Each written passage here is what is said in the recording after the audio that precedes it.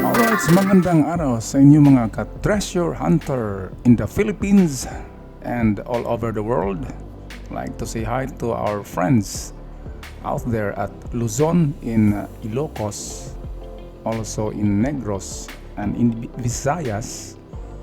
Hi to the people of Bohol, Leyte, Ormoc, and also in Dinagat Islands, in Socorro, also in Cagdiano and Surigao del Norte.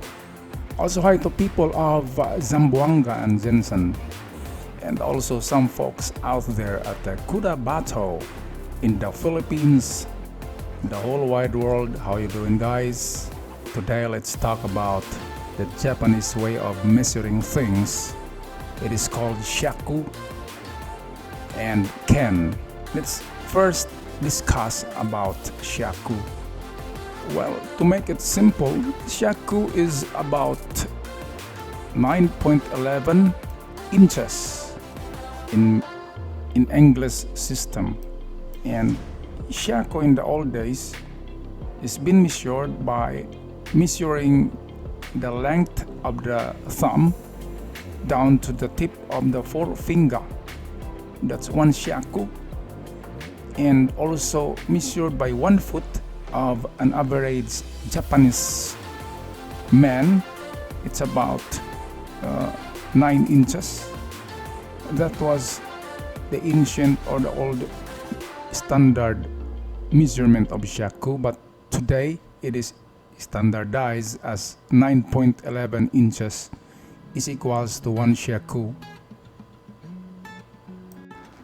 There is a slight difference between 1 foot and 1 SHAKU.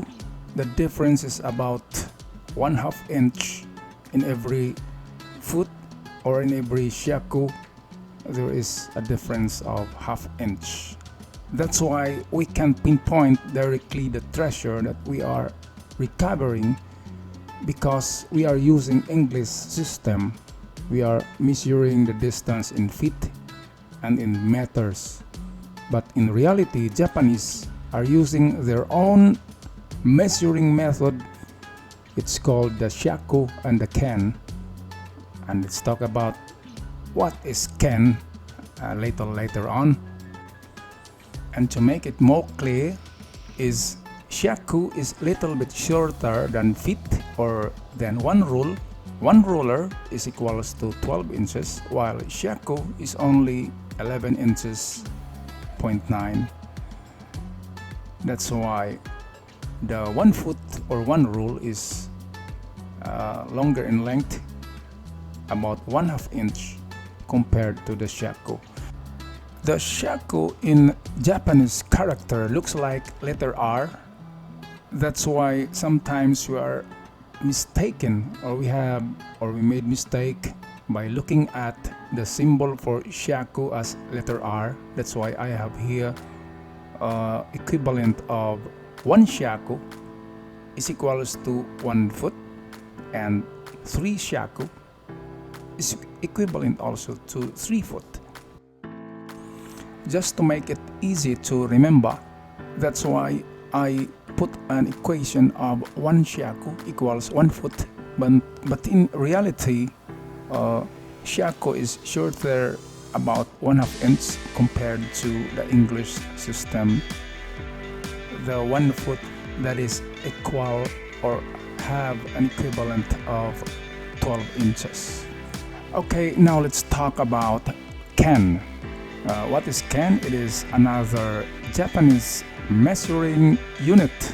It is more longer than SHAKU, because in 1 Ken there are 6 SHAKU, or in 1 Ken there is 6 feet of SHAKU, or in meters it's 1.81 meters is equal to 1 Ken.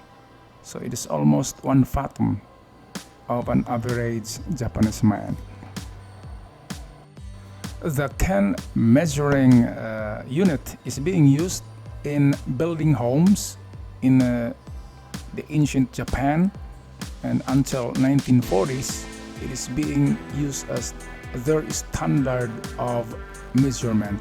That's why I am quite sure that the Japanese soldiers, when they bury their gold right here in the Philippines, must be using the Ken and the SHAKU units in measuring distance from their marker down to their deposit or to their buried golds.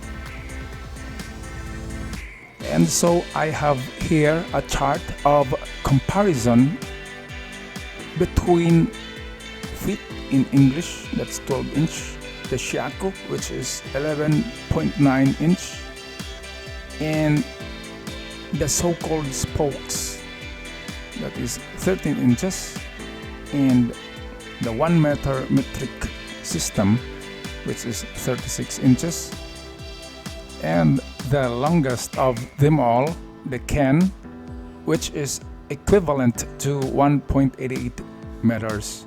So Ken is almost 2 meters in metric equivalent, and also in English, Ken is about 71.50 inches. That's a wingspan of an average grown Japanese man. Okay guys, Tagalog naman tayo para sa kapakanan ng kapatid natin sa buong Pilipinas. Okay, dito ay meron tayong situation or meron tayong troubleshoot na sign. The sign or the marker is the sun. What is sun? Sun is the flag or the emblem of the Japanese Imperial Army. In Japanese, sun is called Nishoki or Hinumaru. Okay, and the sun as an imperial flag used in World War II has 16 rays or 16 spokes.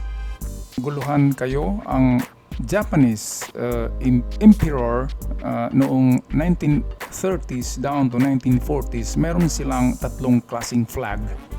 Yung unang flag ay yung 16 rays or the rising sun. It's called the Nishoki Hinumaru. And also they have the imperial emblem. It looks like a flower. It looks like a sunflower.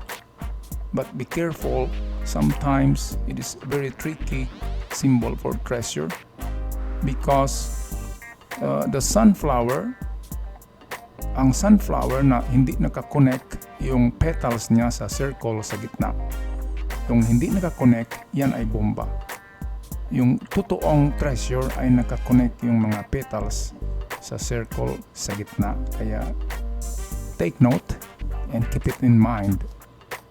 At yung imperial treasure or yung treasure ng kanilang pinaka-emperor ay meron 16 rays or 16 spokes. At kung marami pang spokes kaysa 16, hindi na yung treasure. Kasi hanggang 16 spokes lang ang treasure na ginagamitan ng araw or sun as the marker for the treasure.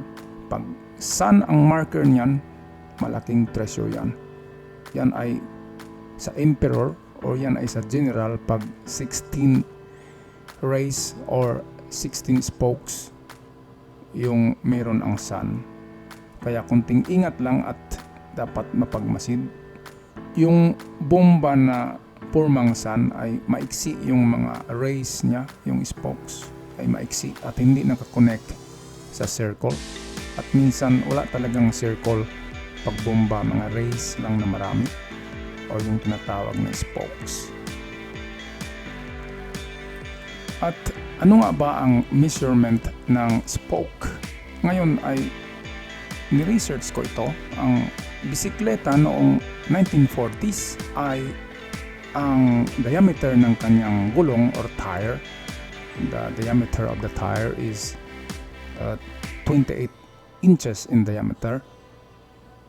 Therefore, kung 1 inch yung hub at i-divide natin yung haba ng spoke or yung rayos na tinatawag ng bisikleta ay 13 inches lamang.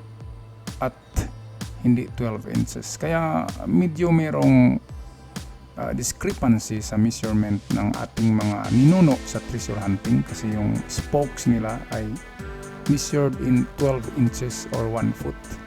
Ngunit sa totoo pala yung one spoke is 13 inches ang haba niya. Kaya mayroon konting diferensya. At yung konting diferensya na yan ay nagmamatter na yan kung nasa field na tayo or nasa bundok na tayo.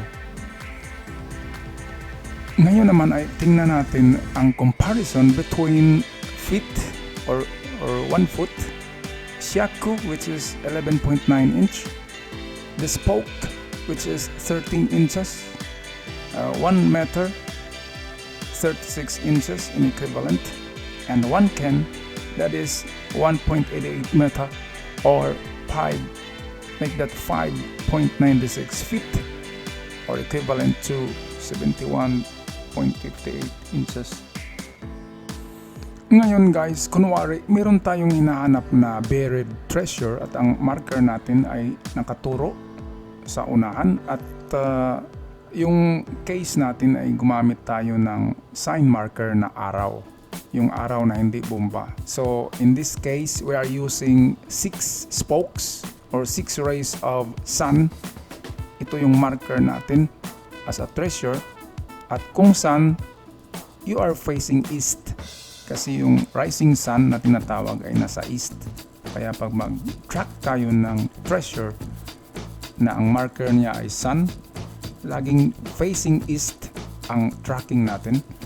At gamitin natin yung tatlong approach. Gamitan natin ang SHAKU or feet at meter which is 36 inches and ken which is 1.88 meters ang haba. So in this case, dito makikita natin sa drawing ko na pinakamahaba yung ken, halos dublehin niya ang 1 meter. At maiksi yung SHAKU or foot, kaya hindi umabot ang foot doon sa treasure. Kung makita nyo, yung foot ay short. Kaya dahil short ang SHAKU or feet na ginagamit natin as a measurement sa sun marker na mayroong 6 na spokes or 6 na rays, kaya nag-measure tayo ng 6 feet at hindi tayo umabot doon sa treasure. Kaya akala natin walang treasure pero ang totoo mayroong treasure, kaya lang mali ang measurement na ginagamit natin. At dito sa pangalawang approach natin, kunwari ay gumamit tayo ng ken na method in measurement. Dito ay sumobra naman tayo. Kaya lumagpas tayo sa spot where the buried treasure. Lumagpas tayo ng halos 1 metro. Kaya hindi natin nakita. At gumamit naman tayo sa pangatlong approach which is meter. Example, gumamit tayo ng meter. So, 6 na spokes, 6 na sun rays. So, meaning niyan ay facing east at gagamit tayo ng 6 na meter as a measurement going east, and at the end of the 6 meter doon tayo magukay. At kung makita nyo sa drawing ko, tumpak na tumpak at kuhang-kuha yung spot where the treasure is buried. At ako'y magpaalam na guys, sana ay meron kayong napulot na maganda sa aking presentation today. Hope you like it. And ako'y mag-iwan sa inyo ng kasabihan na in greater risk, there is a greater rewards. So long and be safe in your treasure hunting. And ciao for now.